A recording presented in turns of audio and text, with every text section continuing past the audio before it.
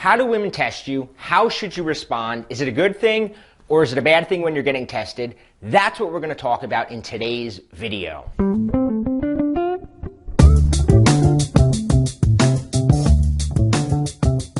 So let's talk about tests. First though, I want to tell you a story about the exact moment that I learned to love being tested by women. It wasn't always this way, in fact. Long ago, I was really clueless to the fact that women were even testing me at all. I didn't know that they tested men.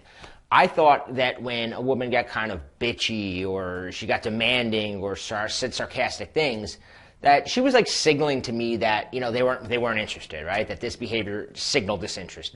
In my naive brain, I thought that would mean I had to up my interest level. I had to show even more interest. I had to try harder to win her over. I had to be a better guy.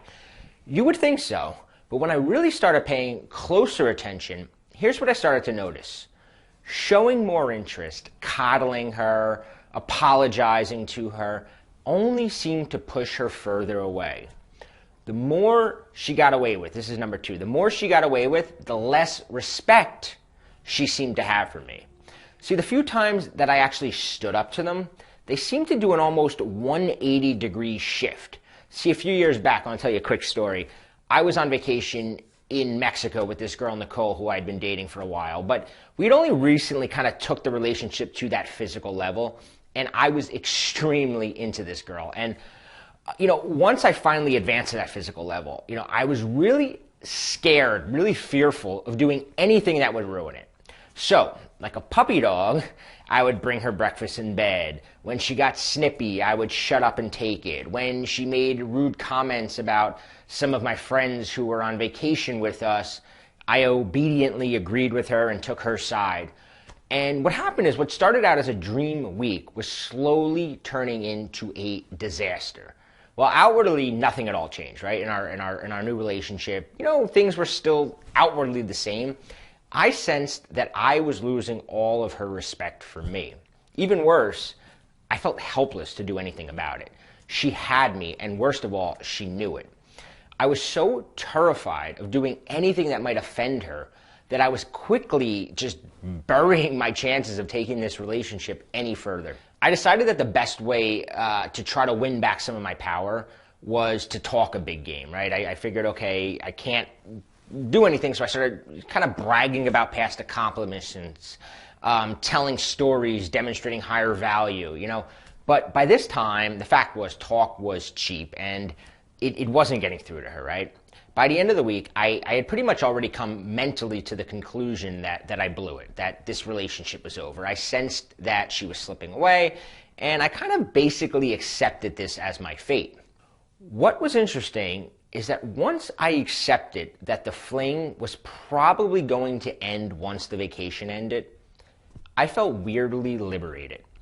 The last day of our trip, the two of us got into this debate, right, about our flight home. See, what had happened was a flight had opened up that would allow us to take a more direct flight back to the U.S. from Mexico, right? Our initial flight had a stopover, a long wait. But the problem was that only two people could take the flight.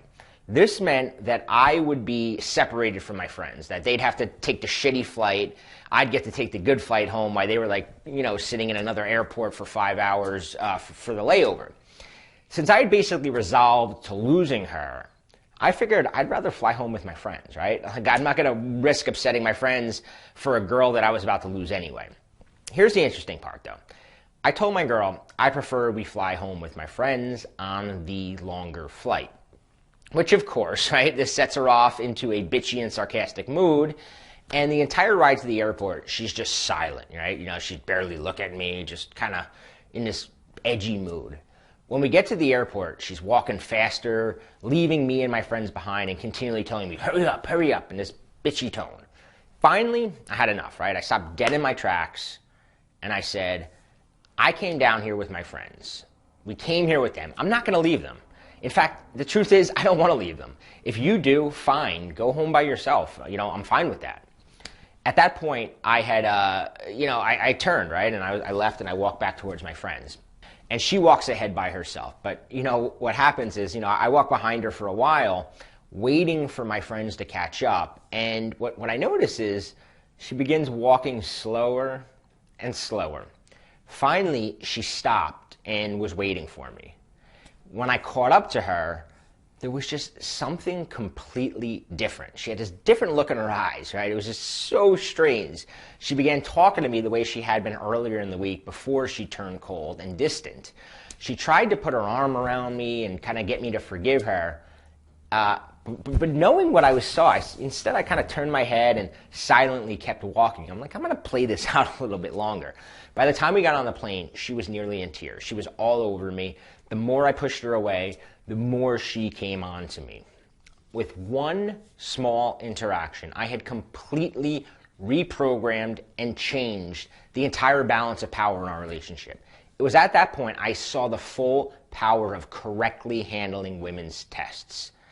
I am now a firm believer that if she can recognize, and if you can recognize the different tests that women give you, you can actually use them to increase attraction towards you. Where I used to believe that if a woman was bitchy or sarcastic, she wasn't interested, I now believe that when a girl is super nice, chances are she's kind of getting indifferent towards you, right? This is especially true early in an interaction with a woman. You gotta pay attention to this. When she starts saying things like you're a jerk or you're a player, she's testing you. She's testing you to see how you handle yourself. How do you handle yourself under this sort of confrontation? Will you fly off the handle in anger?